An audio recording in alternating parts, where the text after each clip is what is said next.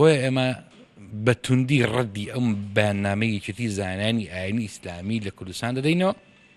ئێمە پابندین هەر کاتێک تحریکی داوا لە ڕێی تاک لە ڕێی فرد لە ڕێی داواکاری گشتی لە ڕێی موسسات لە ڕێی کۆمەلگای مەدەنی ڕێکخراوەکانی کۆمەلگای مەدەنی کە بکرێ ئێمە پابندین بەوەی کە هەر کەسێک هانی تونند و تیژی بدا ئەبێ کەناڵەکەی دابخرێ. من دەپرسم هەموو ئاینێک لە هەرێمی کوردستان جێگەی پێکەوە ژیانی بۆتەوە، بەڵام خێرێکیتی زانانی ئاینی ئیسلام بە پەلە پرۆزێ بەیانێکیان بڵاو کردێتەوە.